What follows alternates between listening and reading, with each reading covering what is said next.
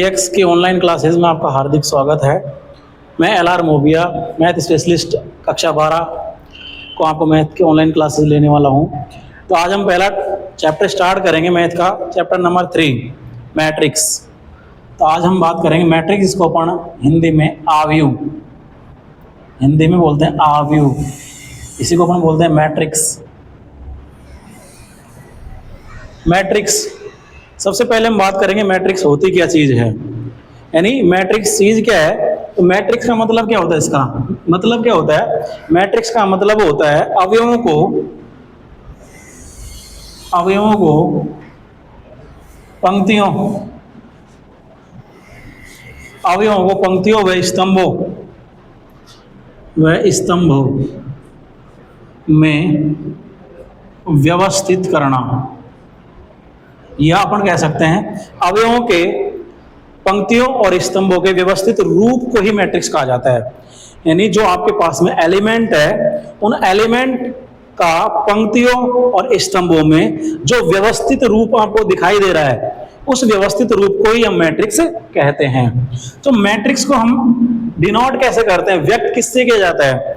जिस तरीके से आपने पढ़ा होगा, जैसे द्रव्यमान है उसको m से डिनोट किया जाता है, ठीक है ना। और क्या नाम से लेंथ है, दूरी है, उसको l से डिनोट किया जाता है। ठीक उसी तरीके से मैट्रिक्स को अंग्रेजी वर्णमाला के कैपिटल लेटर के द्वारा व्यक्त किया जाता है। तो इसे अंग्रेजी वर्णमाला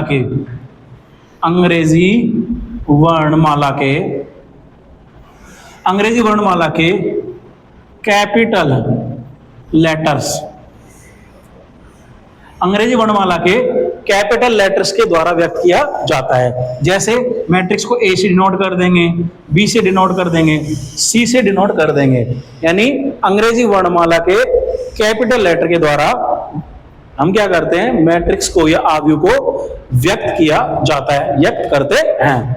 और जो इसके जो अवयव होंगे, जो कि मैंने क्या लिखा कि मैट्रिक्स क्या है, अवयवों का पंक्तियों और स्तंभों में व्यवस्थित रूप, यानी अवयवों का पंक्तियों और स्तंभों में व्यवस्थित रूप, इसी को क्या कहते हैं अपन, मैट्रिक्स। तो जो अवयव होंगे, उन अवयवों को हम किससे डिनोट करेंगे?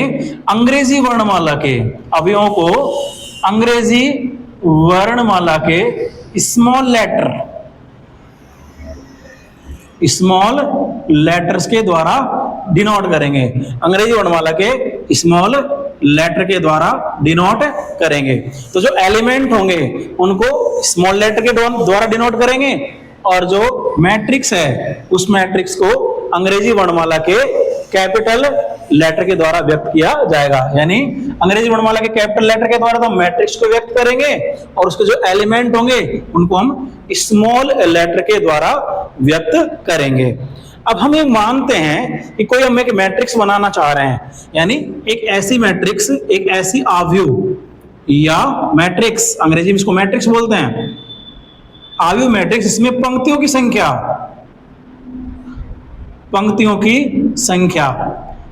संख्या मान के चलते हैं स्मॉल m है। ऐसी मैट्रिक्स की हम बात कर रहे हैं जिसमें पंक्तियों की संख्या कितनी है, m, और उसके अंदर स्तंभ है, स्तंभों की संख्या को हम क्या मान रहे हैं, n। अब बहुत सारे बच्चे इसके अंदर ये नहीं जानते कि पंक्तियों की संख्या क्या है, पंक्तियां क्या होती है, स्तंभ क्या होते हैं। तो पंक्तियां किसको कहते हैं? जो क्षैतिज रूप में हम डिनोट करेंगे ऐसे, उनको तो हम बोलेंगे पंक्तियां। जैसे ये है हमारी पहली पंक्ति, रो फर्स्ट, ऐसे ये होगी हमारी रो सेकंड, ऐसे ये होगी हमारी रो थर्ड। यानी क्षैतिज रूप में जो चीज हम व्यक्त करेंगे उसको तो अपन बोलेंगे पंक्ति, और ऊर्ध्वाधर यानी वर्टिकली ऐसे, उनको अपन बोलेंगे स्तंभ। जैसे ये हो गया हमारा पहला स्तंभ, इसको हम बोलेंगे कॉलम फर्स्ट, C1 बोल सकते हैं डिनोट के रूप में, यानी कॉलम फर्स्ट। जैसे ये हो गया हमारा स्तंभ 2, यानी इसको हम डिनोट कर सकते हैं C2, ऐसे इसको हम डिनोट कर सकते हैं C3 के द्वारा। यानी पंक्तियां क्या होती है मैट्रिक्स के अंदर, जो क्षैतिज विन्यास होता है, अरेंजमेंट होता है, उसको तो हम बोलते हैं पंक्तियां। और जो ऊर्ध्वाधर विन्यास होता है या ऊर्ध्वाधर रूप में जो एलिमेंट अरेंज करते हैं, उनको अपन बोलते हैं कॉलम या स्तंभ। अब हम एक ऐसी मैट्रिक्स ले रहे हैं जिसमें पंक्तियों की संख्या कितनी है, m, और स्तंभों की संख्या कितनी है, n। ऐसी मैट्रिक्स को हम किस तरीके से व्यक्त करेंगे या लिखेंगे। इसमें पंक्तियों की संख्या तो कितनी है मेरे भाई, m, और स्तंभों की संख्या कितनी है, n। ऐसी मैट्रिक्स को हम कैसे व्यक्त करेंगे, तो आइए हम उसकी बात कर लेते हैं। थोड़ा सा मुझे यहां से इसको साफ करना पड़ेगा। देखिए,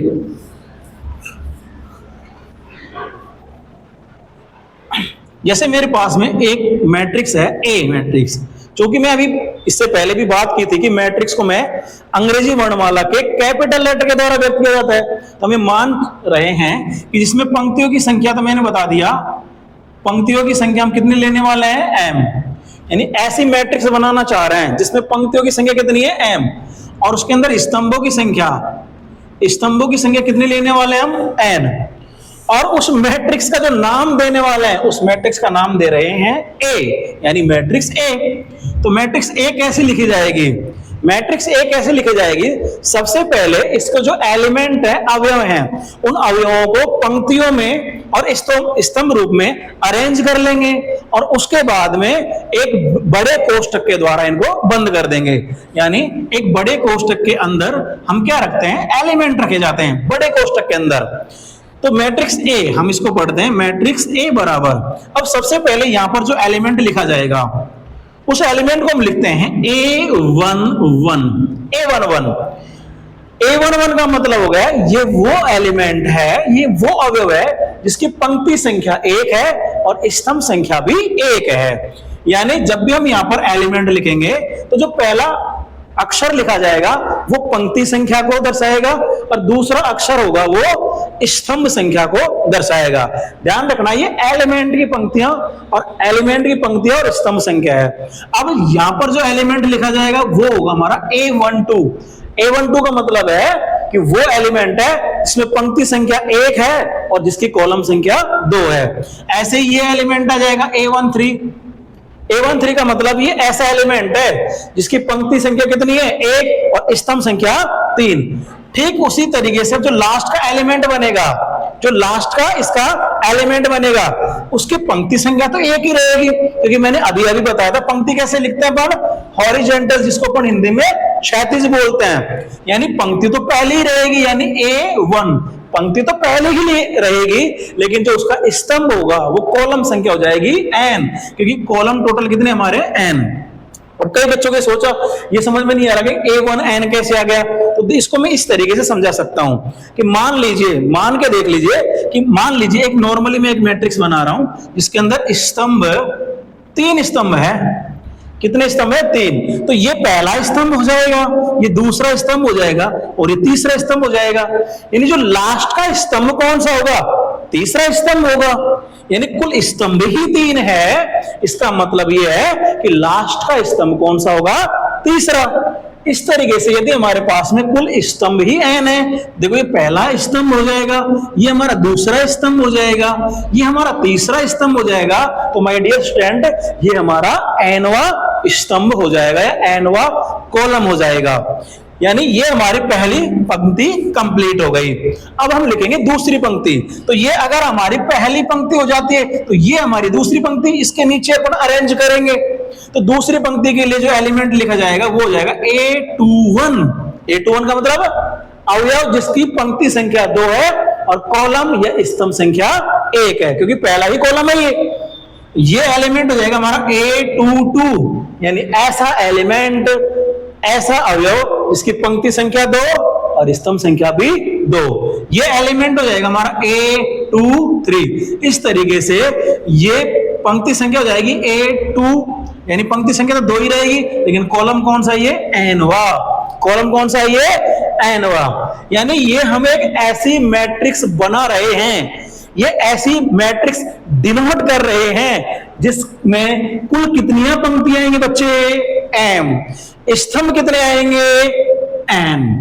आई समझ में? यानी हम कुल m तो पंक्तियां लिखने वाले हैं और स्तंभ कितने लिखने वाले हैं, n स्तंभ लिखने वाले हैं। अब देखिए इसके बाद में से ये आएगा हमारा A31। A31 का मतलब कौन सी पंक्ति होगी, देखो अभी हमारी देखो पहली पंक्ति हो गई, ये हमारी पहली पंक्ति, इसको सामान्यतः R1 कह सकते हैं।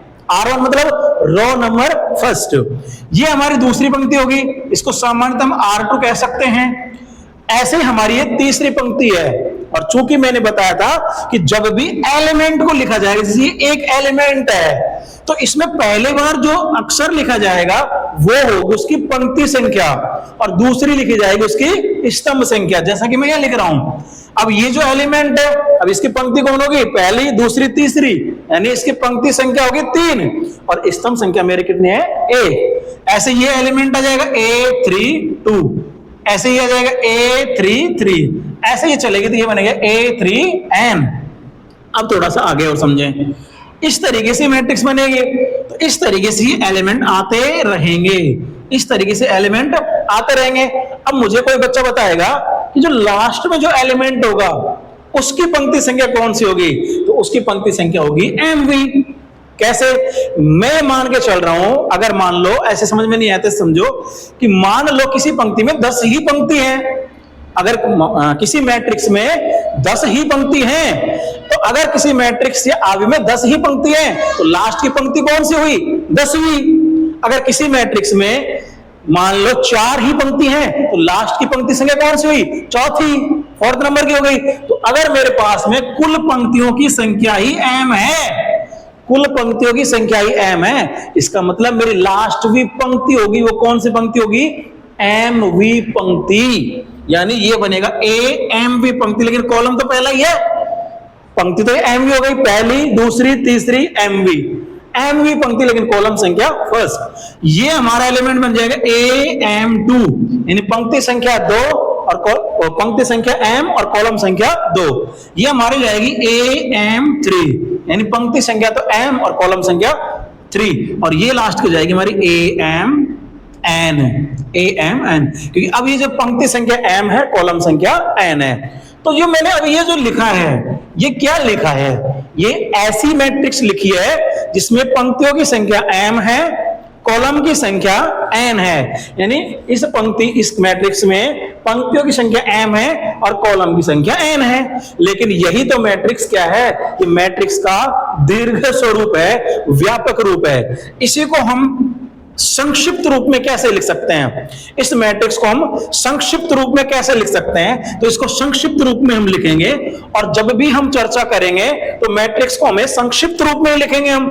तो इस मैट्रिक्स को संक्षिप्त रूप में लिखेंगे तो कैसे लिखेंगे, बड़ा कोष्टक, और जितने भी एलिमेंट है उन एलिमेंट को हम लिखेंगे A, और जो आपको दिख रहे हैं 1 1 1 2 1 3 2 2, इनको हम डिनोट करेंगे I और J से, यानी मैट्रिक्स को हम लिखेंगे AIJ, यानी मैट्रिक्स A बराबर AIJ। अगर आप में से कोई बच्चा पूछेगा सर इसमें I का मतलब क्या है, तो I का मतलब है अवयव की पंक्ति संख्या। क्या बोला मैंने, अवयव की पंक्ति संख्या। तो फिर यहां पर पंक्तियों की संख्या को तो m से भी लिखते हैं, ये पंक्तियों की संख्या m है मैट्रिक्स में, यानी मैट्रिक्स में कुल कितनी पंक्तियां हैं वो तो m है, लेकिन अवयव की पंक्ति संख्या है वो I है। तो ये अवयव की है, पर्टिकुलर अवयव की पंक्ति संख्या, यानी आपका जो अवयव है उसकी कौन सी पंक्ति है। और J का मतलब क्या हो गया, अवयव की, ये ध्यान रखना, अवयव की स्तंभ संख्या, अवयव की कौन सी, स्तंभ संख्या। तो मैट्रिक्स A बराबर AIJ, जहां पर I का मतलब क्या है, अवयव की पंक्ति संख्या, और J का मतलब है अवयव की स्तंभ संख्या। और चूंकि ये मैट्रिक्स में m पंक्ति है, इस मैट्रिक्स में पंक्तियों की संख्या कितनी है m, और स्तंभों की संख्या कितनी है n। तो अब इसके बाद में हमारे टॉपिक चलता है मैट्रिक्स की कोटि, ये इंपॉर्टेंट है, मैट्रिक्स की कोटि, जिसको अपन बोलते हैं ऑर्डर ऑफ मैट्रिक्स, मैट्रिक्स की ऑर्डर। तो मैट्रिक्स की कोटि क्या होती है, तो मैट्रिक्स की कोटि का मतलब होता है जब भी मैट्रिक्स की कोटि लिखी जाती है, तो मैट्रिक्स की कोटि लिखी जाती है पंक्तियों की संख्या गुणा स्तंभों की संख्या, ध्यान रखें, पंक्तियों की संख्या गुणा स्तंभों की संख्या। अब चूंकि हमने जो मैट्रिक्स बनाई है उसमें पंक्तियों की संख्या तो m है, इसका मतलब हमारी जो मैट्रिक्स बनेगी उसमें पंक्तियों की संख्या m है और गुणा स्तंभों की संख्या, हमारी मैट्रिक्स में स्तंभों की संख्या कितनी है, n, यानी हमारी इस मैट्रिक्स की जो कोटि बनी है वो कोटि क्या बनी है, m गुणा n। अब कई बार बच्चे गलती कर देते हैं, इसमें m गुणा n को mn लिख देते हैं, तो भाई mn मैट्रिक्स कोटि नहीं होगी, मैट्रिक्स की कोटि को इसी फॉर्मेट में ही लिखा जाएगा, m गुणा n, जहां m क्या है, मैं फिर बता दूं, m का मतलब है पंक्तियों की संख्या, लेकिन किसमें, मैट्रिक्स में कुल पंक्तियों की संख्या, ना कि अवयव की। n क्या है, n है मैट्रिक्स में कुल स्तंभों की संख्या, तो मैट्रिक्स की कोटि इसी फॉर्मेट में ही लिखी जाएगी, m गुणा n, या मैं कह सकता हूं पंक्तियों की संख्या गुणा स्तंभों की संख्या। इसको कभी भी हम mn नहीं लिखेंगे, ये तो मैट्रिक्स की कोटि हो गई, यानी m गुणा n। लेकिन अगर इस मैट्रिक्स में अवयवों की संख्या की बात कर ले हम, अवयवों की संख्या, तो अवयवों की संख्या कितनी होगी, यानी ऐसी मैट्रिक्स जिसमें पंक्तियों की संख्या तो m है और स्तंभों की संख्या n है, उसमें कुल कितने एलिमेंट होंगे, कुल कितने अवयव होंगे, तो अवयवों की संख्या हो जाएगी mn, यानी m और n को गुणा करके लिख दो यहाँ पे, यानी यहाँ पर m और n को क्या कर दो, गुणा करके लिख दो। अब इसको समझाने का मैं एक तरीका बताता हूं, जैसे मान लो हमारे पास में कोई भी मैट्रिक्स होती है, मान लो, अब इसके अंदर मान लो 1 2 3 4 5 6 7 8 9, ये मैं और भी ले लेता हूं इसके अंदर एलिमेंट में, 1 2 3 1 2 3, ये हमारे पास में कोई मैट्रिक्स ले ली। यहां पर भी मैंने ब्लैंक स्पेस का मतलब है कि यहां पर मैं एलिमेंट रखने वाला हूं, तो इस मैट्रिक्स में 1 2 3 4, यानी इस मैट्रिक्स में जो पंक्तियां हैं, रो, वो कितनी हो गई, 4 पंक्तियां हैं, और स्तंभ, इसके अंदर एक स्तंभ ये हो गया, एक स्तंभ ये हो गया, एक स्तंभ ये हो गया, यानी इसके अंदर कॉलम भी कितने हो गए, 3 कॉलम कितने हो गए इसके अंदर, 3। अब मैट्रिक्स में पंक्तियों की संख्या तो 4 है और कॉलम की संख्या 3 है, यानी एक पंक्ति में कितने अवयव हैं, 4। एक पंक्ति की बात कर रहा हूं मैं, एक पंक्ति, जैसे इस पंक्ति की बात कर लो, 1 2 3, एक पंक्ति में कितने एलिमेंट है, 3, 4 ही 3, एक पंक्ति में 3 एलिमेंट है हमारे पास में। अगर एक पंक्ति में 3 एलिमेंट हैं एक पंक्ति में, तो हमारे पास कुल कितनी पंक्तियां हैं, 4, तो 4 पंक्तियों में कितने एलिमेंट हो जाएंगे, 4 गुणा 3 कितने हो जाएंगे, 12 एलिमेंट हो जाएंगे। ध्यान समझना कि भाई एक पंक्ति में, ध्यान दें, एक पंक्ति, इस एक पंक्ति की बात कर रहा हूं मैं, अगर एक पंक्ति में 3 एलिमेंट हैं, 1 2 3, तो हमारे पास में ऐसी कितनी पंक्तियां हैं, 4। अगर एक पंक्ति में 3 एलिमेंट है तो 4 पंक्तियों में कितने हो जाएंगे, 4 गुणा 3। तो वही कंसेप्ट यहां पर लग रहा है, इसको रखने की कोई जरूरत नहीं है कि मान लो, अब देखिए जैसे एक पंक्ति हमारी, ये पंक्ति है, ये एक पंक्ति हमारी, अगर ये एक पंक्ति है, इसमें कोई बच्चा बताएगा कितने एलिमेंट है, इसमें n एलिमेंट है, 1 2 3, ऐसे कितने एलिमेंट है, n। अगर एक पंक्ति में n एलिमेंट है, एक पंक्ति में n अवयव है, तो हमारे पास पंक्तियां कितनी है, 1 नहीं, 2 नहीं, 3 नहीं, 4 नहीं, m। इसका मतलब यह है कि m पंक्तियों में पूरे कितने एलिमेंट हो जाएंगे, m गुणा n, जिसको अपन बोलेंगे mn। तो अवयवों की संख्या mn हो जाएगी, अवयवों की संख्या कितनी हो जाएगी, mn हो जाएगी। तो अभी हमने बात की कि मैट्रिक्स, और ये मैट्रिक्स का कौन सा रूप है, संक्षिप्त रूप, और मैट्रिक्स की कोटि, और ये एलिमेंट की संख्या। अब हम बात करेंगे आगे मैट्रिक्स के टाइप्स की बात कर लेंगे हम, इसको मैं हटा रहा हूं, मैट्रिक्स के टाइप्स, प्रकार। अब हम बात करेंगे आव्यूह यानी मैट्रिक्स के प्रकार। एक चीज बोर्ड कभी कभार पूछ सकती है, ध्यान रखना कि निम्न में से कौन सा मान m और n का नहीं हो सकता। तो m और n ये हमेशा ही क्या होंगे, पॉजिटिव इंटीजर, यानी धनात्मक पूर्णांक। m और n हमेशा ही क्या होंगे, धनात्मक पूर्णांक, ये हमेशा प्लस की होगी, और ऑब्वियसली बात है पंक्तियों की संख्या कभी भिन्न में हो ही नहीं सकती। ध्यान रखना, m और n की बात कर रहा हूं मैं, पंक्तियों की संख्या, तो ओनली जैसे पंक्तियां होंगी, 1 पंक्ति 2 पंक्ति 3 पंक्ति, तो ऋणात्मक तो होने का तो कोई सवाल ही नहीं है, और n भी, कॉलम भी हमेशा पॉजिटिव इंटीजर ही होंगे। तो m और n हमारे क्या है, पंक्तियों की संख्या और कॉलम्स की संख्या, तो ये कभी ना तो ऋणात्मक हो सकते ना ही भिन्न में हो सकते। अब देखिए जैसे मान लो कई बार पूछ लेता है कोटि, जैसे मान लो एक एग्जांपल के तौर पे, हालांकि मैं जैसे यूनिट कंप्लीट होगी तो एमसीक्यू की अलग क्लास रखूंगा, छोटे छोटे क्वेश्चनों की अलग क्लास रखूंगा, इसमें बहुत सारे एमसीक्यू लेके आऊंगा अलग अलग, और इतने सारे एमसीक्यू लेके आऊंगा कि उनसे बाहर बोर्ड में कोई एमसीक्यू आ ही नहीं सकता, इतने सारे एमसीक्यू की क्लास लेके आऊंगा। ऐसा है ब्लैंक स्पेस, सब टाइप के क्वेश्चनों की क्लास अलग से लेंगे, ठीक है। तो अभी अब हम बात कर रहे हैं टाइप्स ऑफ मैट्रिक्स, आव्यूह के प्रकार। Types of matrix, types of matrix, matrix के प्रकार। अब मैट्रिक्स के प्रकार है, अब इसमें मैट्रिक्स के प्रकार से संबंधित क्वेश्चनों में 2 बार बोर्ड क्वेश्चन पूछ चुकी है, जबकि दोनों के दोनों क्वेश्चन डेफिनेशन बेस पे थे बिल्कुल। तो मैट्रिक्स के प्रकार, उसमें सबसे पहले हम बात कर रहे हैं रो मैट्रिक्स की, यानी पंक्ति मैट्रिक्स,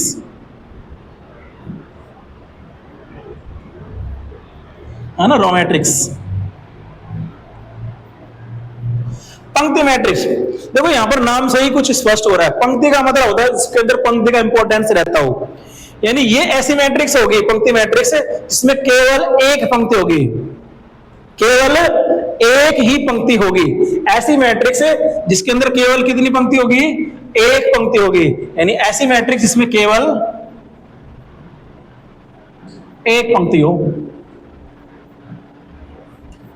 ऐसी मैट्रिक्स जिसमें पंक्तियों की संख्या कितनी हो, एक। ऐसी मैट्रिक्स जिसमें पंक्तियों की संख्या कितनी हो, एक, केवल एक पंक्ति ही होगी, उस मैट्रिक्स को अपन बोलेंगे पंक्ति मैट्रिक्स।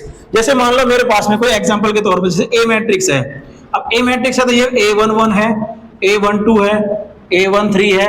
एक चीज ध्यान रखना, मैट्रिक्स में कभी भी एलिमेंट के बीच में कॉमा नहीं लगता, 2 एलिमेंट के बीच में कभी भी कॉमा नहीं लगता, इस बात का थोड़ा सा ध्यान रखें। इस तरीके से ये मेरा एलिमेंट हो गया A13, ऐसे ही ये हो जाएगा A1n, A1n। तो ये जो मैट्रिक्स मैंने लिखी है, ये मैट्रिक्स कौन सी होगी, ये मैट्रिक्स है आपकी पंक्ति मैट्रिक्स का प्रकार। इसके अंदर देखो, इसके अंदर कितनी पंक्ति है, केवल एक। पंक्तियों की संख्या कितनी है, केवल एक पंक्ति है इसके अंदर।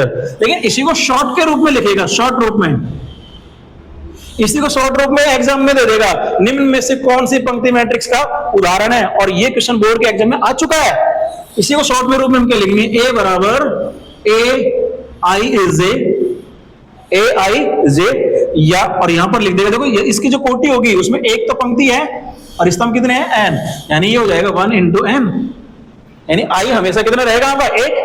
I हमेशा कितना रहेगा, एक। J चेंज होगा बस आपका, देखो यहाँ पर I हमेशा कितना रहेगा, एक। सब एलिमेंट के अंदर I हमेशा कितना रहेगा, एक, जबकि J आपका चेंज हो रहा है। कई बार तो ये कह देगा कि निम्न से ये कौन सी मैट्रिक्स है, हो सकता है आपको ब्लैंक स्पेस के अंदर दे दे कि ये कौन सी मैट्रिक्स A बराबर AIJ और 1 into n मैट्रिक्स होगी, या मैट्रिक्स होगी तो कौन सी मैट्रिक्स होगी, ये एक पंक्ति मैट्रिक्स का एग्जांपल होगा। अब मान लो, जरूरी नहीं है कि यहाँ पर n ही दे, जरूरी नहीं यहाँ पर n ही दे, हो सकता है कि आपको दे दे जैसे B बराबर मैट्रिक्स BIJ, और यहां पर दे दिया 1 into P या 1 into M। अब देखिए बच्चे क्या सोचते हैं, यार m तो क्या होता है, पंक्तियों की संख्या, और इसके अंदर पंक्तियों की संख्या तो कुछ न कुछ है। जबकि ध्यान रखना, इस सीक्वेंस के ऊपर ध्यान रखना, आप तो जब भी मैट्रिक्स के कोटि लिखेगा तो सीक्वेंस में पहली बार पंक्तियों की संख्या होगी और दूसरा जो होगा वो कॉलम की संख्या है। तो ये ध्यान रखना, ये m तो कॉलम की संख्या है, इसमें भी पंक्ति कितनी है, एक ही है, यानी ये भी हमारी कौन सी मैट्रिक्स है, ये भी हमारी पंक्ति मैट्रिक्स ही है। अगर मान लो हो सकता है ऐसे लिख दे C बराबर, ये कैपिटल है, ध्यान रखना मैट्रिक्स को हमेशा कैपिटल लेटर में ही लिखेंगे, C बराबर स्मॉल CIJ, और ये इसके रूप में लिख देंगे 1 into P। तो ये भी हमारी कौन सी मैट्रिक्स है, तो ये भी हमारी कौन सी मैट्रिक्स है, ये हमारी पंक्ति मैट्रिक्स है। या हो सकता है कोई व्यापक रूप दे दे, जैसे इस तरीके के दे दे ABC, ये कौन सी मैट्रिक्स है, मान लो इसको हमने A नाम दे दिया, तो ये कौन सी मैट्रिक्स है, तो ये भी हमारी कौन सी मैट्रिक्स है, ये भी हमारी पंक्ति ही मैट्रिक्स है, क्योंकि आपको इसमें भी पंक्तियों की संख्या कितनी है, एक मिल रही है। तो ध्यान रखना, पंक्ति मैट्रिक्स का जो फॉर्मेट होगा वो कैसा होगा, AIJ 1 into n, सामान्यतः 1 into n। लेकिन मुझे कंफर्म पता है कि यहां पर तो 1 ही आएगा, पंक्तियों की संख्या तो 1 ही आएगी, कॉलम की संख्या कुछ भी अल्फाबेट से डिनोट कर दे, उससे कोई फर्क नहीं पड़ रहा। लेकिन पंक्तियों की संख्या कितनी आएगी, पंक्तियों की संख्या पंक्ति मैट्रिक्स के अंदर कितनी आएगी, केवल एक, यानी जिसके अंदर केवल एक पंक्ति हो उसको अपन बोलेंगे पंक्ति मैट्रिक्स। अब हम बात करेंगे इसके बाद में स्तंभ मैट्रिक्स की, मैं इसको हटा रहा हूं, स्तंभ मैट्रिक्स। दूसरा स्तंभ मैट्रिक्स आव्यूह, इसी को अपन बोलते हैं स्तंभ कॉलम मैट्रिक्स।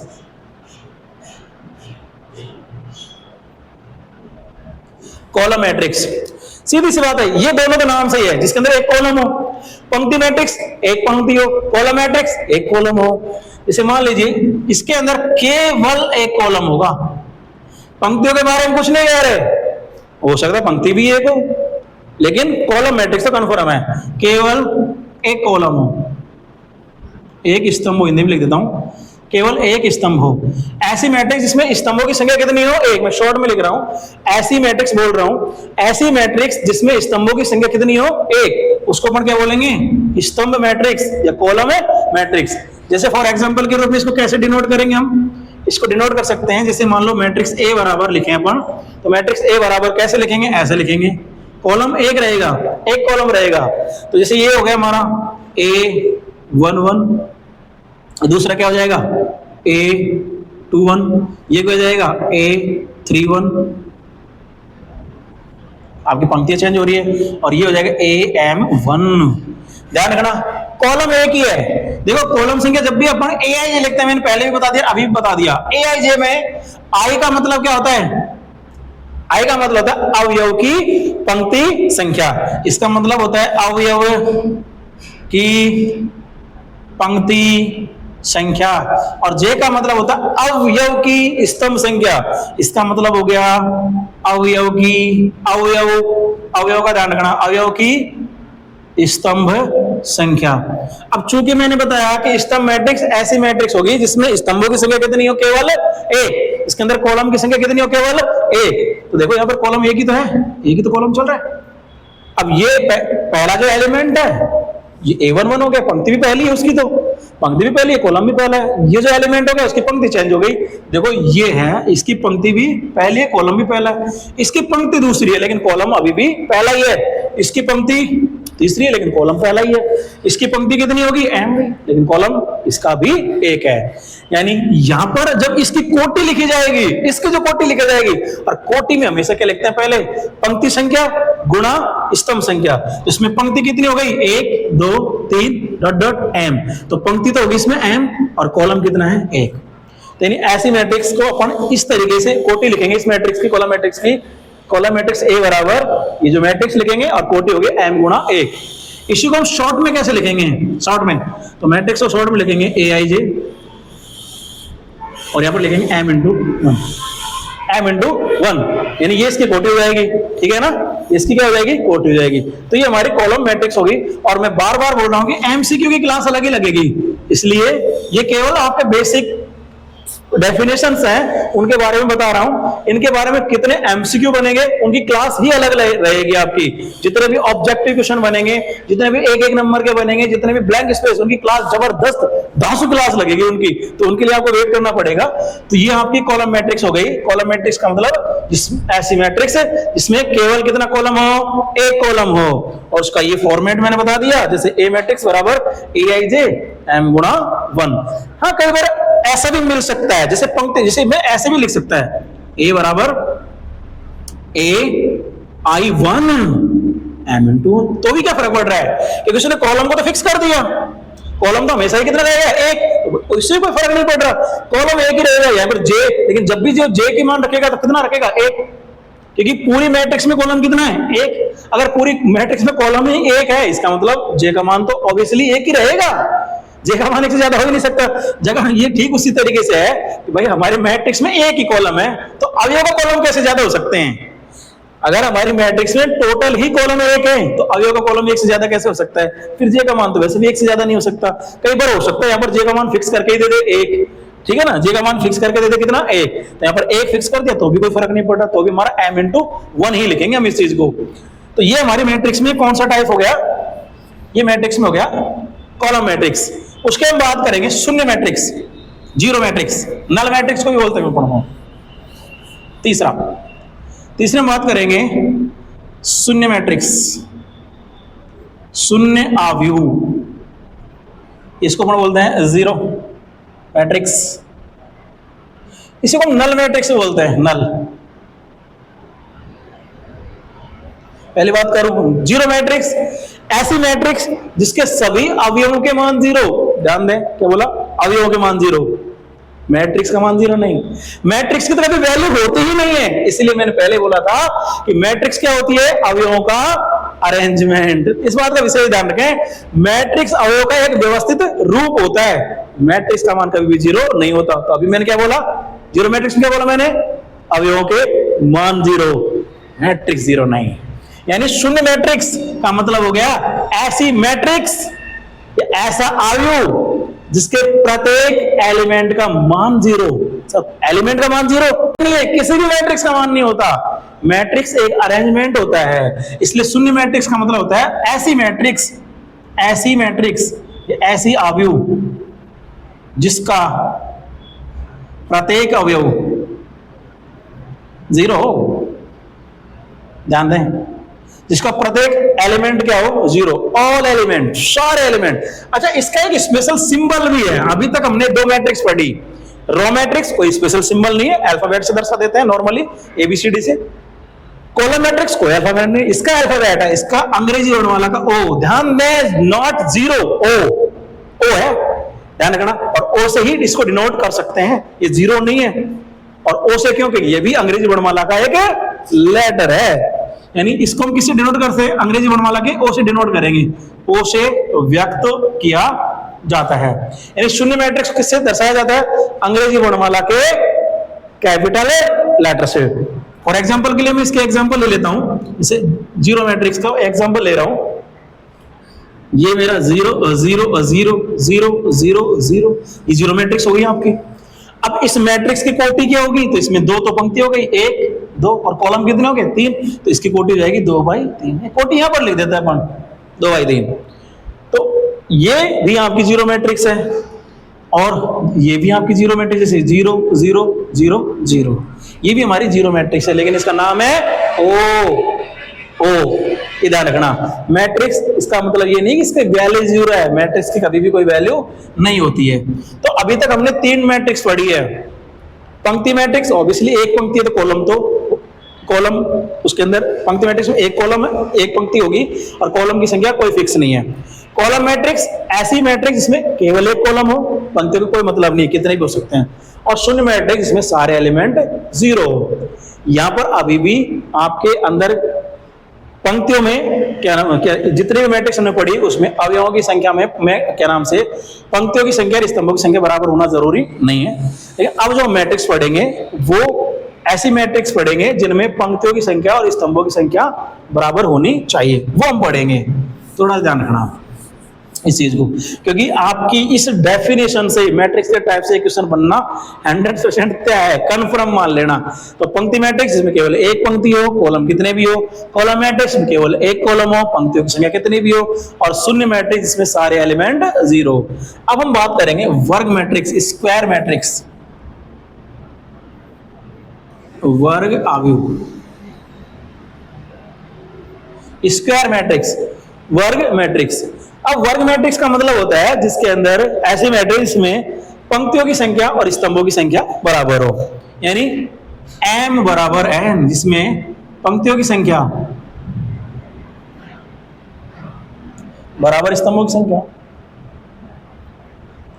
ऐसे मैट्रिक्स जिसमें पंक्तियों की संख्या और स्तंभों की संख्या दोनों बराबर होनी चाहिए। और मैं आपको समझाना चाहता हूं, एक चीज देखो, जैसे ये कोई मैट्रिक्स है, इसमें मान लो ये पंक्तियां हैं 1 2 3, और ये कॉलम है 1 2 3।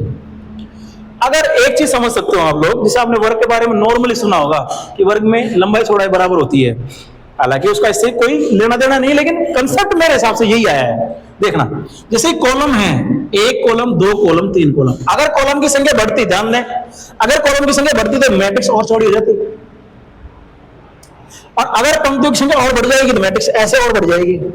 और लेकिन अगर मान लो इसमें 3 ही पंक्तियां 3 ही कॉलम है, इसका मतलब यह है कि इसकी लेंथ और विड्थ बराबर होगी, लंबाई और चौड़ाई बराबर हो जाएगी एक तरीके से। और लंबाई और चौड़ाई बराबर होने का मतलब दैट इज स्क्वायर मैट्रिक्स, वर्ग मैट्रिक्स। यानी इसीलिए कंसेप्ट यही है कि वर्ग मैट्रिक्स ऐसी होगी जिसमें पंक्तियों की संख्या और स्तंभों की संख्या बराबर होगी। बोर्ड ने एक बार क्वेश्चन इसमें से पूछा था कि निम्न में से कौन सा कथन सत्य है।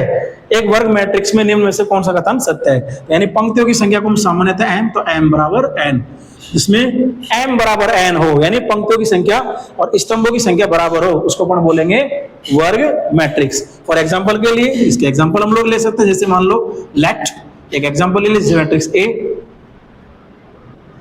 से ले लिया 1 2 3 4 5 6 7 8 9, ये हमारी वर्ग मैट्रिक्स है। अब देखिए इसमें कितनी पंक्ति है, 1 2 3, कॉलम कितने हैं, 1 2 3, 3 पंक्तियां 3 कॉलम, यानी ये जो मैट्रिक्स बन गई वो कितनी है, 3x3 की। ये जो मैट्रिक्स बन गई वो कितनी बन गई, 3x3 की। एक चीज, ये मैट्रिक्स 3x3 की है, लेकिन वर्ग मैट्रिक्स को कभी भी ऐसे नहीं बोला जाएगा 3x3 की वर्ग मैट्रिक्स, ऐसे भी कह देता है तृतीय कोटि की वर्ग मैट्रिक्स। ध्यान दें, तृतीय कोटि की, जैसे ये 3x3 की है तो 3x3 की वर्ग मैट्रिक्स है, तो इसको नॉर्मली ऐसे भी कह देते हैं कि एक तृतीय कोटि की वर्ग मैट्रिक्स। तो तृतीय कोटि का मतलब लाला यही है 3x3। अगर कोई कहेगी द्वितीय कोटि की मैट्रिक्स, इसका मतलब है 2x2, यानी 2 गुणा 2 की मैट्रिक्स है। तो एक वर्ग मैट्रिक्स वो मैट्रिक्स होगी इसमें पंक्तियों की संख्या और स्तंभों की संख्या क्या हो, बराबर हो, उसको अपन क्या बोलेंगे, वर्ग मैट्रिक्स। और मैंने पहले ही बोला कि एमसीक्यू की जबरदस्त क्लास आएगी, एवरेज की बहुत जबरदस्त क्लास आएगी, इसमें से ढेरों क्वेश्चन कराऊंगा बना बना के, आप उसको देखना। लेकिन उससे पहले कंसेप्ट क्लियर होने चाहिए, पहले यूनिट कंप्लीट होगी, उसके बाद में एमसीक्यू की क्लास लगेगी। तो ये हमारी वर्ग मैट्रिक्स हो गई, ठीक है। जैसे ये हमारी कोई दूसरी एक वर्ग मैट्रिक्स, जैसे ए बी सी और डी, ये भी हमारी वर्ग मैट्रिक्स है, बट ये कितने बाई कितने की है, 2x2, यानी इसकी कोटि क्या है, 2x2। सामान्यतः क्या कह देंगे, द्वितीय कोटि की, द्वितीय कोटि की वर्ग मैट्रिक्स है, द्वितीय कोटि की वर्ग मैट्रिक्स है। तो ये हमारा वर्ग मैट्रिक्स, इसमें से बोर्ड क्वेश्चन पूछ चुका है, यहां से बोर्ड क्वेश्चन पूछ चुका है, ध्यान रखना। तो ये हमारी वर्ग मैट्रिक्स जिसमें पंक्तियों की संख्या और स्तंभों की संख्या बराबर हो। अब वर्ग मैट्रिक्स के बाद में देखो, मैं आपको चीज क्यों बता रहा था, अभी तक जो 3 मैट्रिक्स मैंने पढ़ाई थी, उसके बाद में चौथी मैंने वर्ग मैट्रिक्स पढ़ाई है। 3 मैट्रिक्स, पंक्ति, कॉलम मैट्रिक्स और जीरो मैट्रिक्स, उन सभी में पंक्तियों की संख्या कॉलम की संख्या बराबर होना जरूरी नहीं थी, लेकिन वर्ग मैट्रिक्स से अब से हम जो भी मैट्रिक्स पढ़ेंगे ना, वो ऐसी मैट्रिक्स पढ़ेंगे जो सारी वर्ग मैट्रिक्स होंगी, डेफिनेशन में सारी वर्ग मैट्रिक्स होगी। यानी अब वर्ग मैट्रिक्स के बाद हम अगले टाइप की मैट्रिक्स पढ़ेंगे जिसको अपन बोलेंगे अदिश मैट्रिक्स। ये इससे पहले एक विकर्ण मैट्रिक्स और पढ़ लेते हैं, विकर्ण मैट्रिक्स पढ़ लो, विकर्ण मैट्रिक्स सीक्वेंस ज्यादा बढ़ी रहेगा। डायगोनल्स मैट्रिक्स, विकर्ण मैट्रिक्स, विकर्ण मैट्रिक्स का मतलब होता है ऐसी मैट्रिक्स जिसमें मुख्य विकर्ण के अवयवों के अलावा सारे जीरो, ऐसी मैट्रिक्स जिसमें मुख्य विकर्ण के अलावा सारे अवयव जीरो हो। ये भला क्या है मुख्य विकर्ण के अलावा? और दूसरों सुनो, मैंने क्या बोला, विकर्ण मैट्रिक्स ऐसी वर्ग मैट्रिक्स, पहले ध्यान रखना, ऐसी वर्ग मैट्रिक्स, ध्यान रखना, विकर्ण मैट्रिक्स ऐसी वर्ग मैट्रिक्स होगी, ध्यान रखना। अगर विकर्ण मैट्रिक्स होगी तो उसको पहले वर्ग मैट्रिक्स होना पड़ेगा। ऐसी वर्ग मैट्रिक्स जिसमें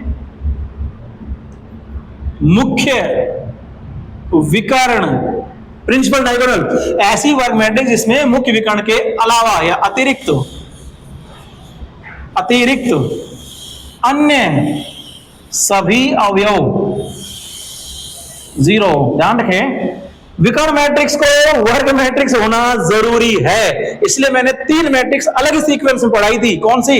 रो मैट्रिक्स, कॉलम मैट्रिक्स और नल मैट्रिक्स या जीरो मैट्रिक्स। अब से जो भी आएंगे ना मैट्रिक्स, उनमें वर्ग मैट्रिक्स होना जरूरी है, जैसा कि विकर्ण मैट्रिक्स।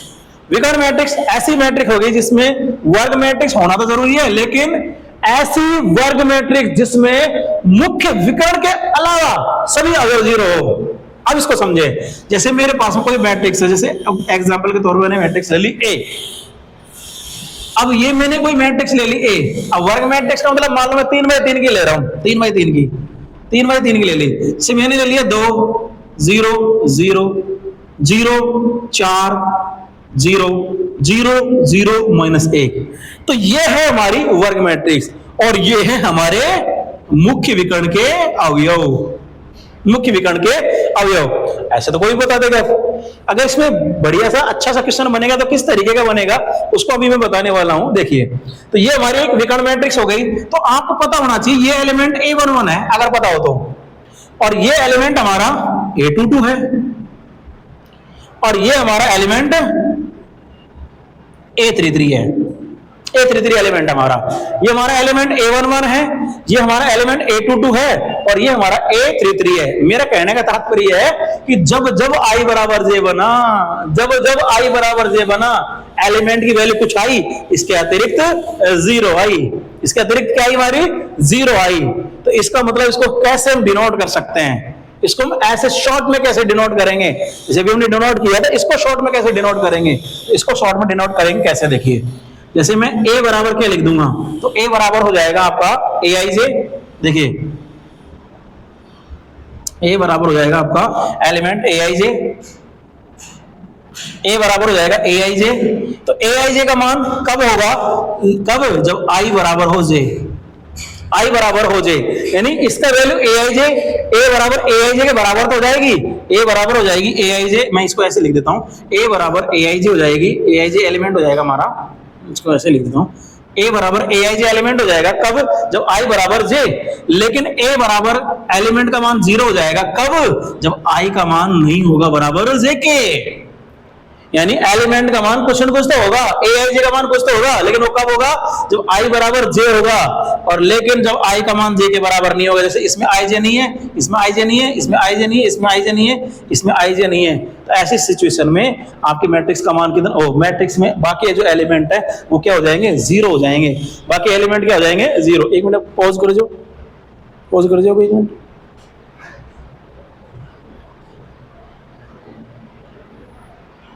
कितनी देर की बन गई ये मैट्रिक्स की,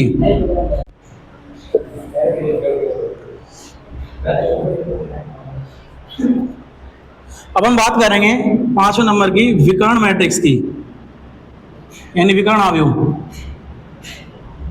इस मैट्रिक्स के ऊपर अभी तक बोर्ड का ध्यान नहीं है, और मुझे लगता है कि इस बार ये मैट्रिक्स यानी या तो विकर्ण मैट्रिक्स आ जा या अदिश मैट्रिक्स आ जा, इनमें से किसी एक मैट्रिक्स से क्वेश्चन पूछने वाला है, तो थोड़ा सा ध्यान रखना।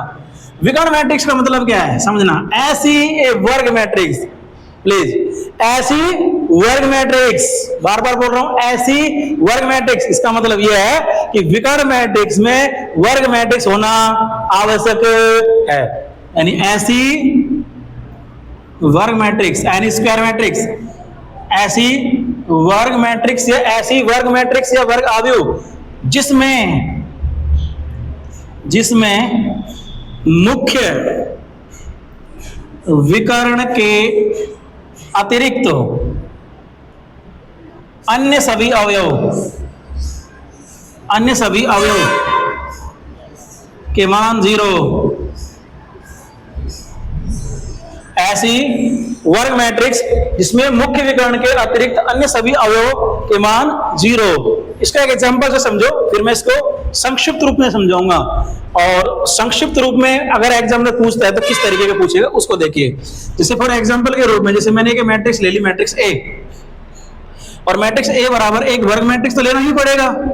तो मान लो एक एलिमेंट ले लिया 2 0 0, एक ले लिया -1 0 या 0 -1 0, एक ले लिया 0 0 और 4। ये है हमारी विकर्ण मैट्रिक्स का एग्जांपल। ये जो एलिमेंट लिखे ना, ये वाले एलिमेंट जिनको मैं अभी दिखा रहा हूं, ये एलिमेंट हमारे मुख्य विकर्ण के एलिमेंट हैं। मैंने क्या लिखा, ऐसी वर्ग मैट्रिक्स, जो कि वर्ग मैट्रिक्स क्यों है, क्योंकि ये 1 2 3 पंक्ति 1 2 3 कॉलम, यानी 3 बाई 3 की मैट्रिक्स है ये। यानी ये वर्ग मैट्रिक्स क्यों है, क्योंकि इसमें पंक्तियों की संख्या और स्तंभों की संख्या बराबर है। ऐसी वर्ग मैट्रिक्स जिसमें मुख्य विकर्ण के अन्य सभी एलिमेंट 0, तो ये हमारे जो एलिमेंट है ना, इन्हीं को बोलते हैं मुख्य विकर्ण। मुख्य विकर्ण के element of the principal diagonals, यानी मुख्य विकर्ण के अवयव। तो ये मुख्य विकर्ण के अवयव है, तो मुख्य विकर्ण के अतिरिक्त शब्द, मुख्य विकर्ण के अतिरिक्त यानी और सारे एलिमेंट क्या होने चाहिए, 0 होने चाहिए। ध्यान रखना, ऐसी वर्ग मैट्रिक्स जिसमें मुख्य विकर्ण के अतिरिक्त अन्य सभी एलिमेंट 0, उसी मैट्रिक्स क्या कहते हैं, डायगोनल मैट्रिक्स, विकर्ण मैट्रिक्स। लेकिन ऐसे देकर बोर्ड थोड़ी पूछेगा, ऐसे देखे तो कोई बता देगा, बोर्ड कुछ इस तरीके से देगा। मान लीजिए इसी को संक्षिप्त रूप में किस तरीके से लिख दें, जैसे शायद कैमरे पे आ रहा होगा, A बराबर स्मॉल AIJ लेकिन कंप्लीट नहीं हुआ। ये मान लीजिए मैं एन कोटि की ले रहा हूं, एन क्रॉस एन, एन कोटि की वर्ग मैट्रिक्स लिए मैंने, ए बराबर ए i j n cross N, ये आ रहा है एन क्रॉस एन। तो अब इस मैट्रिक्स में लेकिन कंप्लीट नहीं है डायगोनल मैट्रिक्स, ए बराबर ए आई जे, जहां पर ए आई जे की वैल्यू क्या होनी चाहिए ये ध्यान रखना।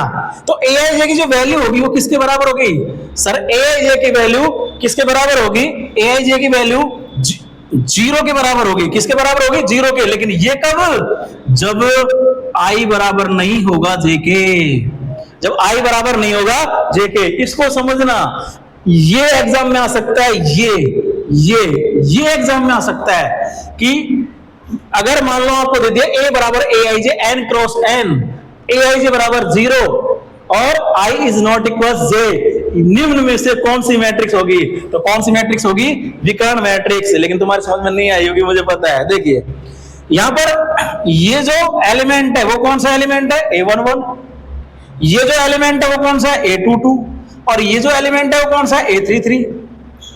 यानी इसमें एलिमेंट के मान किस किस के हैं, A11 का मान कुछ न कुछ तो है, अरे A22 का मान भी कुछ न कुछ तो है, और A33 का मान भी कुछ न कुछ तो है। लेकिन ये वही एलिमेंट की वैल्यू है, ये वही एलिमेंट है जिनमें आई और जे बराबर है।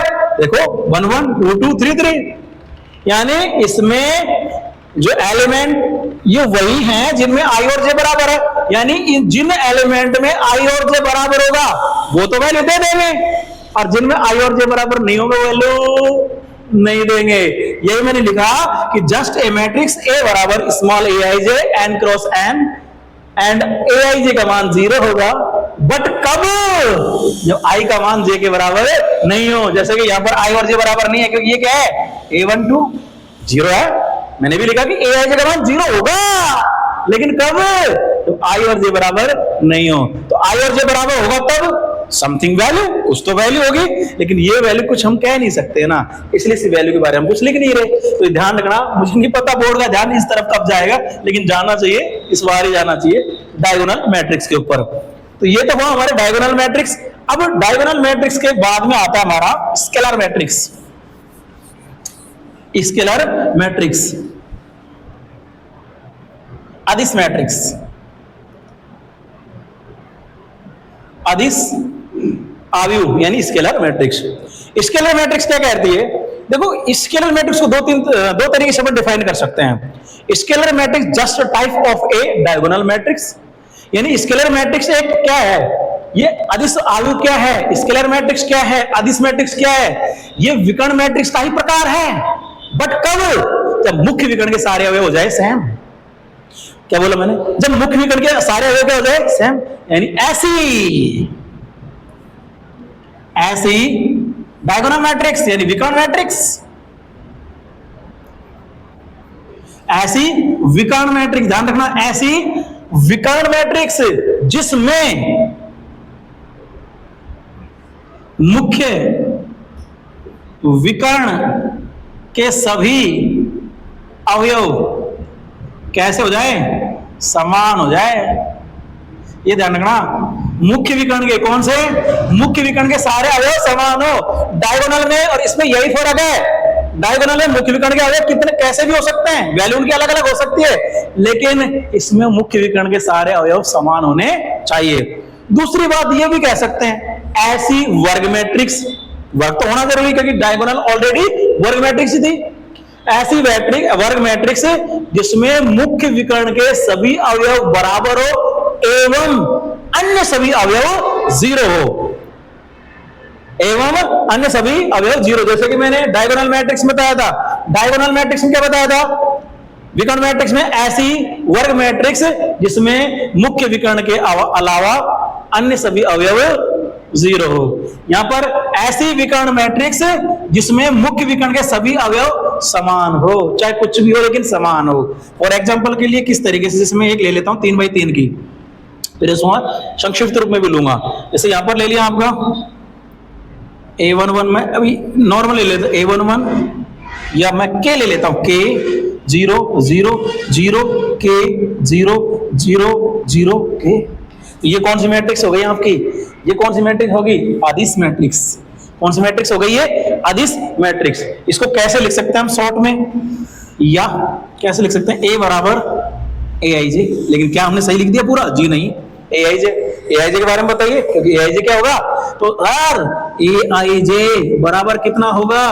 ए आई जे का मान होगा 0 एक तो, लेकिन ए आई जे का मान 0 कब होगा? इन सभी कंडीशन में 0 है, और इन सभी कंडीशन पे आई का मान जे के बराबर नहीं है। कब? जब आई का मान बराबर नहीं है जे के, और ए आई जे का मान कितना आएगा? के। कब? जब आई बराबर जे है। ये है मेन। तो ऐसे पूछेगा तो ऐसे तो देखो कौन पूछेगा, ऐसा तो कोई बता देगा। ये है मेन। यदि ए बराबर ए आई जे बराबर 0 whenever i is not equal j and a i j बराबर k, What this type of matrix? कौन से प्रकार की मैट्रिक्स है? And this is the scalar matrix where k is constant. k का मान कुछ हो सकता है, एक अदिश है, कांस्टेंट यानी कोई भी संख्या हो सकती है k, एनी नंबर, जिसमें मुख्य विकर्ण के सारे एलिमेंट कुछ भी है, अदिश मान हो सकता है, कुछ भी 2 4 6 कुछ भी वैल्यू हो सकती है k का मान। ठीक है, तो ये हमारी कौन सी मैट्रिक्स हो गई? अदिश मैट्रिक्स। इसके बाद में फाइनल है अपने पास में तत्समक मैट्रिक्स। कौन सी? तत्समक मैट्रिक्स। तो तत्समक मैट्रिक्स क्या होती है उसको भी हम लोग समझ लेते हैं। अब तत्समक मैट्रिक्स क्या है? देखो, तत्समक matrix type of scalar matrix.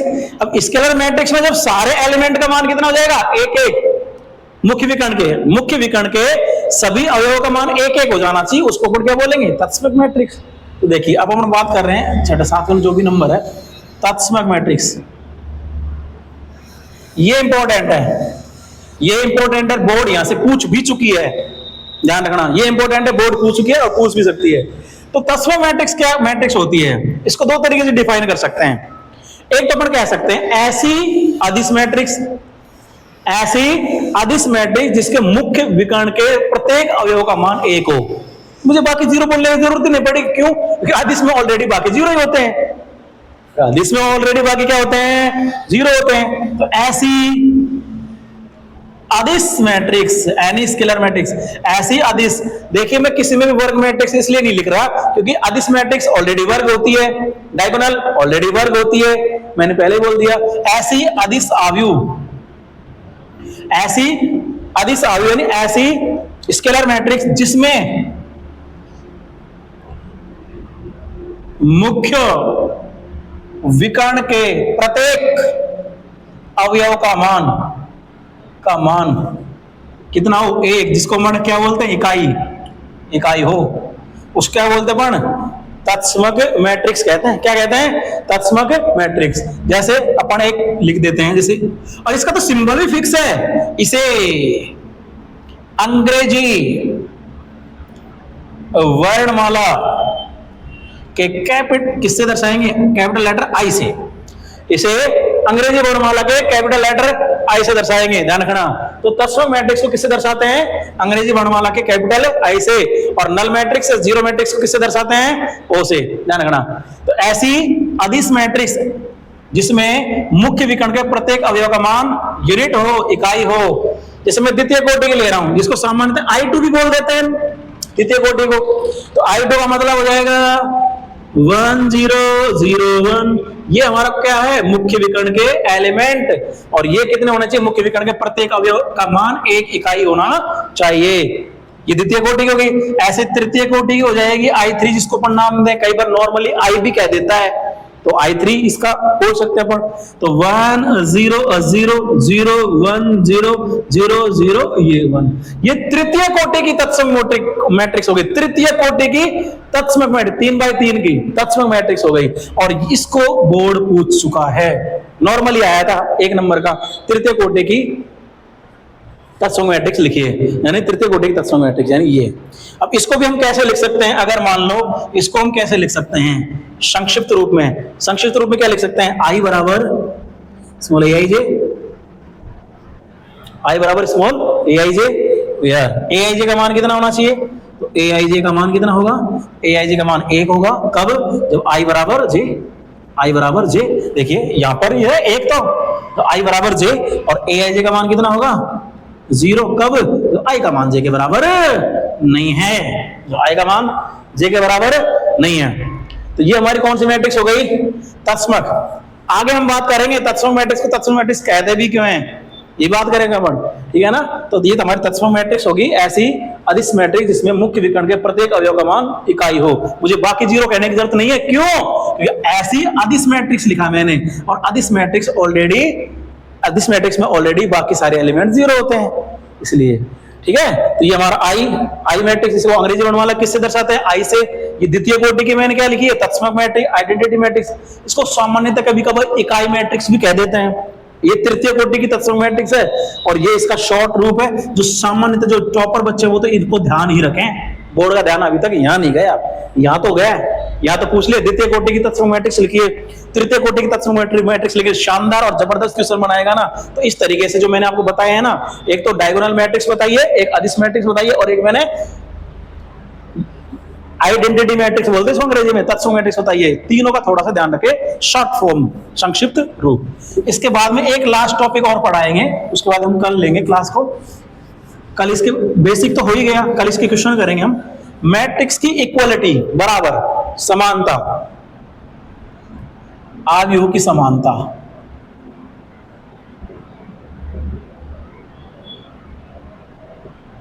समानता कि दो मैट्रिक्स बराबर कब हो गया? भाई मैंने पहले ही बोला था, मैट्रिक्स क्या है? व्यवस्था। अवयव क्या है? व्यवस्था। तो व्यवस्था अगर दोनों की बराबर है, अरेंजमेंट अगर बराबर है, तो हम कह देंगे कि दोनों व्यवस्थाएं बराबर है। सीधी सी बात है। मान लीजिए मैं कह रहा था कि मैट्रिक्स क्या है? अवयवों का अरेंजमेंट, कि वो अवयव किस तरीके से व्यवस्थित रूप में। तो मैट्रिक्स एक व्यवस्था है, वैल्यू होती ही नहीं है मैट्रिक्स की। तो अगर हम कह दें कि यार दोनों की दोनों व्यवस्थाएं बराबर है, तो कह देंगे मैट्रिक्स बराबर है, क्योंकि मैट्रिक्स क्या है? व्यवस्था, अरेंजमेंट।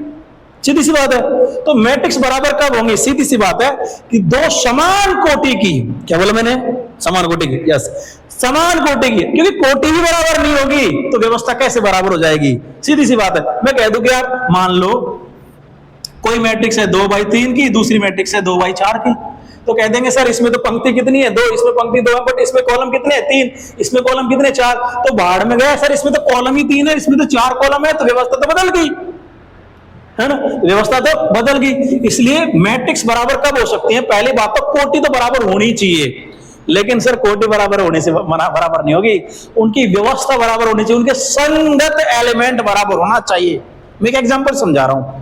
मान लो मेरे पास में ये एक व्यवस्था है जिसमें कुछ बच्चे बैठे हैं, राम, श्याम, मोहन और एक और लगा दो लोकेश। ये व्यवस्था है पहली, इसमें राम, श्याम, मोहन और लोकेश, ये व्यवस्था है मेरी पहली। मैंने मैट्रिक्स का मतलब अरेंजमेंट, व्यवस्थित रूप, एक ये अरेंजमेंट है। और दूसरा मैंने यहां पर लिख दिया श्याम, राम, लोकेश और मोहन। मैं आपसे एक ही क्वेश्चन पूछूंगा, बताओ कि क्या ये दोनों व्यवस्थाएं एक जैसी है? क्या? बोले सर कैसी बात कर रहे हो आप? इस जगह पे राम है, यहाँ पर इस जगह पर श्याम है, यानी दोनों व्यवस्थाएं अलग अलग है। और जब व्यवस्थाएं अलग अलग है तो मैट्रिक्स क्या थी? क्या थी मैट्रिक्स? मैट्रिक्स क्या थी? मैट्रिक्स अवयवों का एक व्यवस्थित रूप है। अगर ये अरेंजमेंट ही अलग अलग है तो काहे की मैट्रिक्स बराबर हुई? क्योंकि कैंडिडेट सेम है, जो जो एलिमेंट इसमें वही एलिमेंट इसमें है, लेकिन फिर भी बराबर नहीं है। इसलिए ध्यान रखना, समान कोटि की, समान कोटि की दो आव्यूह, समान दो आव्यूह में नाम दे दो ए व बी, तभी समान होगी, तभी समान होगी जब उनके संगत अवयव समान हो। जब उनके संगत अवयव समान हो, या मैं कह सकता संगत अवयव के मान बराबर हो, एक ही बात है।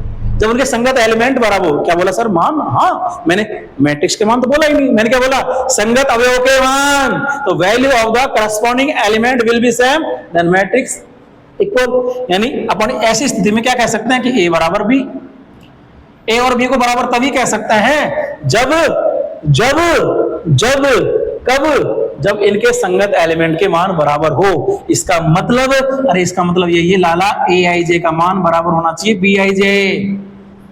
ए आई जे का मान किसके बराबर होना चाहिए?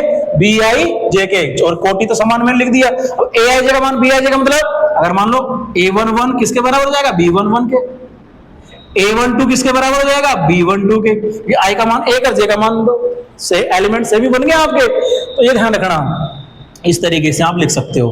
तो यदि aij और bij अगर बराबर है तो हम कह सकते हैं कि दोनों मैट्रिक्स बराबर है, बट समान कोटि, बट कोटि समान होनी चाहिए। कोटि कैसी होनी चाहिए? समान होनी चाहिए। तो ये आपको पूछ भी सकता है, ये देखो ये कितनी अच्छी बात है ये, कि यदि ए और बी की कोटि समान है, देखो कितना मैं कह रहा हूं ना, एबेसिड इतने जिंदाबाद लेके आऊंगा, आप देख के ताजुब करोगे, किसी डेस्क पर किसी में भी नहीं मिलेंगे, इतने अच्छे अच्छे एबेसिड लेके आऊंगा जबरदस्त, जो बोर्ड पूछेगा कि मान लो आपसे पूछ भी लेगा कि यदि ए व बी समान कोटि की तो मैट्रिक्स है, ध्यान दें, इसके बाद फिनिश करेंगे हम लोग। यदि ए और बी समान कोटि की तो मैट्रिक्स इस प्रकार की हैं, ध्यान दें कि यदि ए और बी समान कोटि की तो मैट्रिक्स इस प्रकार की है, इस प्रकार की कि ए आई जे बराबर बी आई जे, तो दोनों मैट्रिक्स होंगी, और ब्लैंक डाल दिया, दोनों मैट्रिक्स कैसे होंगी? समान। दोनों मैट्रिक्स कैसे होंगी? समान होंगी। ये ध्यान रखना, क्योंकि ए आई जे और बी आई जे बराबर होने का मतलब है A11 B11 के बराबर, A12 B12 के बराबर, A21 B21 के बराबर, और जब एलिमेंट बराबर हो गए, ये तुमने डेफिनेशन लिखी है कि समान कोटि की दो मैट्रिक्स ए और बी तभी समान होगी जब उनके संगत एलिमेंट समान होने चाहिए। तो इसके बाद में इसके जो कल है हम इसके क्वेश्चन लेंगे। अगर आपको ये पसंद आया तो हमारे चैनल को सब्सक्राइब कीजिए, लाइक कीजिए, शेयर कीजिए। आपके सपोर्ट की हमको जरूरत है। धन्यवाद।